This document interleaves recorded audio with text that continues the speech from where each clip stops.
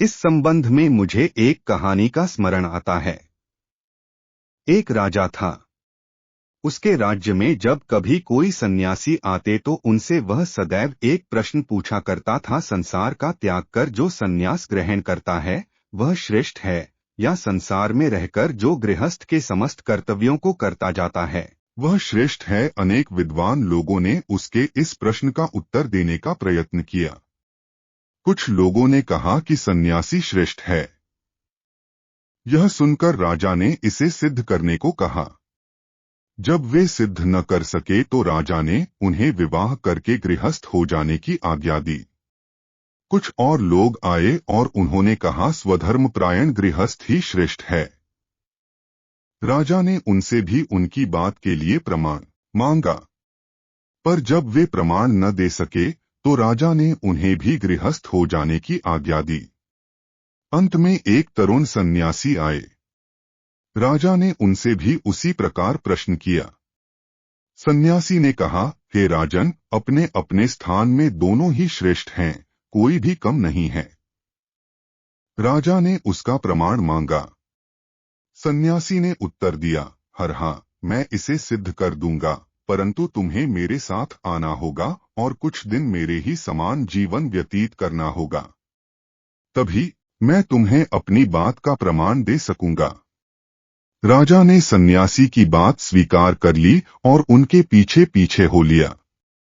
वह उन सन्यासी के साथ अपने राज्य की सीमा को पार कर अनेक देशों में से होता हुआ एक बड़े राज्य में आ पहुंचा। उस राज्य की राजधानी में एक बड़ा उत्सव मनाया जा रहा था।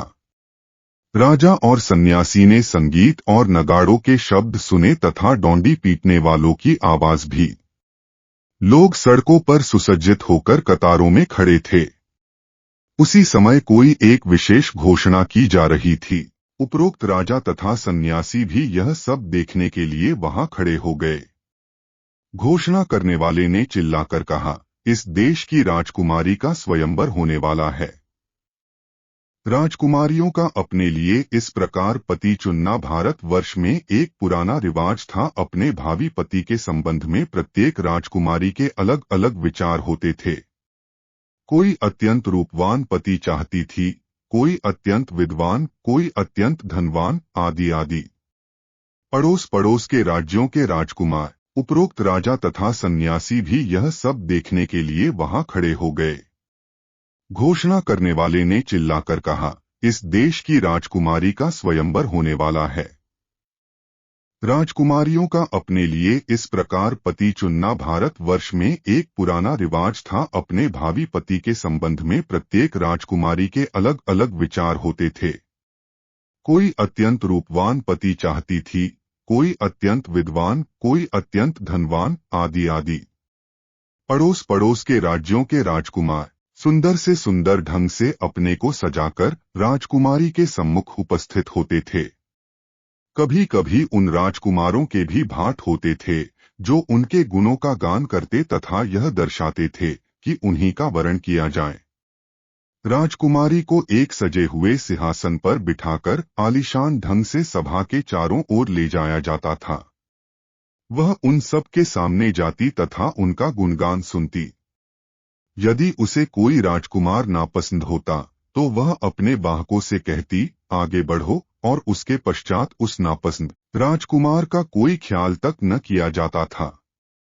यदि राजकुमारी किसी राजकुमार से प्रसन्न हो जाती तो वह उसके गले में वरमाला डाल देती और वह राजकुमार उसका पति हो जाता था।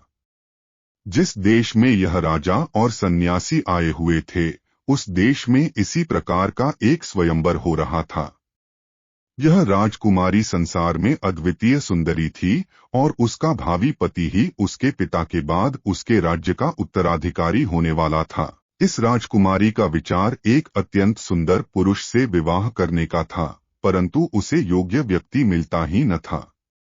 कई बार उसके लिए स्वयंवर रचे गए पर राजकुमारी को अपने मन का पति न मिला। इस बार का स्वयंवर बड़ा सुंदर था। अन्य सभी अवसरों की अपेक्षा इस बार अधिक लोग आए थे। राजकुमारी रत्नष्टित सिंहासन पर बैठकर आई और उसके बाहक उसे एक राजकुमार के सामने से दूसरे के सामने ले गए। परंतु उसने किसी की ओर देखा तक नहीं। सभी लोग निराश हो गए और सोचने लगे कि क्या अन्य अवसरों की भांति इस चार का स्वयंवर भो असफल ही रहेगा। इतने ही में वहां एक दूसरा तरुण सन्यासी आ पहुंचा। वह इतना सुंदर था कि मानो सूर्यदेव ही आकाश छोड़कर स्वयं पृथ्वी पर उतर आए हों। वह आकर सभा के एक ओर खड़ा हो गया और जो कुछ हो रहा था उसे देखने लगा। राजकुमारी का सिंहासन उसके समीप आया और ज्यों ही उसने उस सुंदर सन्यासी को देखा त्यों ही वह रुक गई और उसके गले में वरमाला डाल दी। सन्यासी ने एकदम माला को रोक लिया और यह कहते हुए छी छिह यह क्या है उसे फेंक दिया।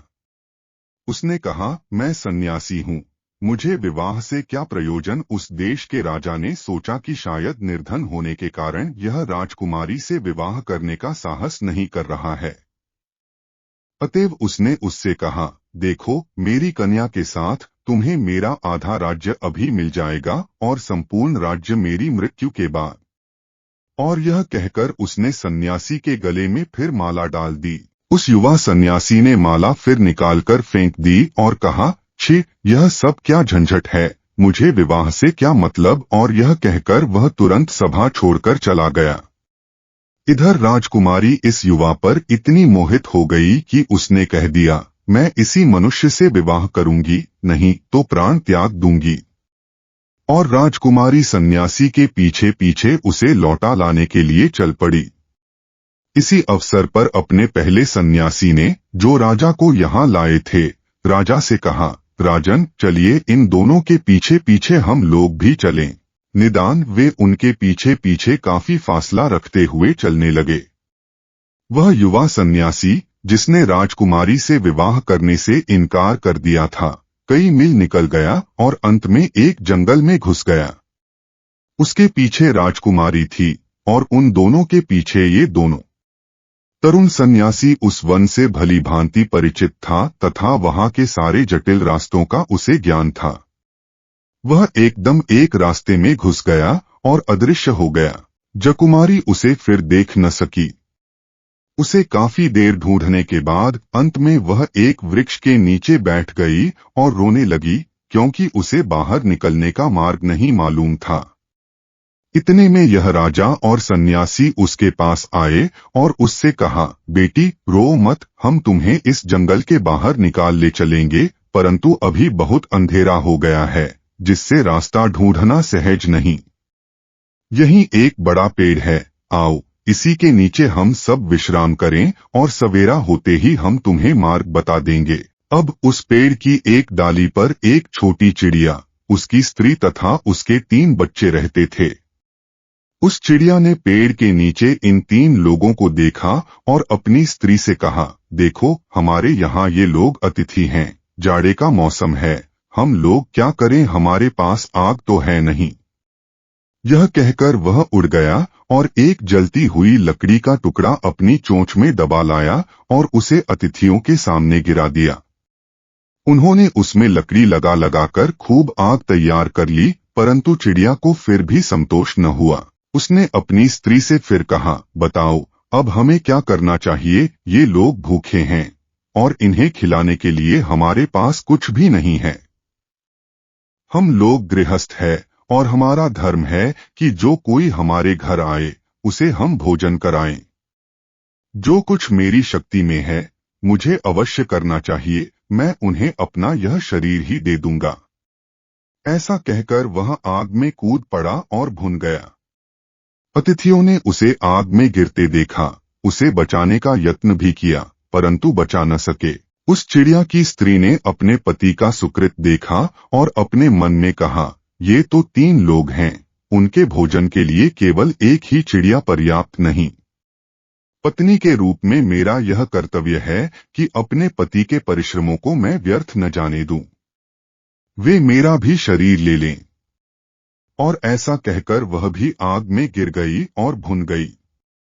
इसके बाद जब उन 3 छोटे बच्चों ने देखा कि उन अतिथियों के लिए इतना तो पर्याप्त न होगा, तो उन्होंने आपस में कहा, हमारे माता पिता से जो कुछ बन पड़ा उन्होंने किया, परंतु फिर भी उतना पूरा न पड़ेगा। अब हमारा धर्म है कि हम उनके कार्य को पूरा करें, हमें अपने शरीर भी दे देने चाहिए। और यह कहकर वे सब भी आग में कूद पड़े। यह सब देखकर ये तीनों लोग बहुत चकित हुए। इन चिड़ियों को वे खा ही कैसे सकते थे? रात को वे बिना भोजन किए ही रहे। प्रातःकाल राजा तथा सन्यासी ने राजकुमारी को जंगल का मार्ग दिखला दिया और वह अपने पिता के घर वापस चली गई। तब सन्यासी ने राजा से कहा, देखो राजन, तुम्हें अब ज्ञात से हो गया है कि अपने अपने स्थान में सब बड़े हैं। यदि तुम संसार में रहना चाहते हो तो इन चिड़ियों के समान रहो, दूसरों के लिए अपना जीवन दे देने को सदैव तत्पर रहो। और यदि तुम संसार छोड़ना चाहते हो तो उस युवा संभ्यासी के समान हो जिसके लिए वह परम सुंदरी स्त्री और एक राज्य भी तृणवत था। यदि गृहस्थ होना चाहते हो तो दूसरों के हित के लिए अपना जीवन अर्पित कर देने के लिए तैयार रहो। हो सकता। और यदि तुम्हें संभ्यास जीवन की इच्छा है तो सौंदर्य, धन तथा अधिकार की ओर आंख तक न उठाओ। अपने अपने स्थान में सब श्रेष्ठ हैं, परंतु एक का कर्तव्य दूसरे का कर्तव्य नहीं।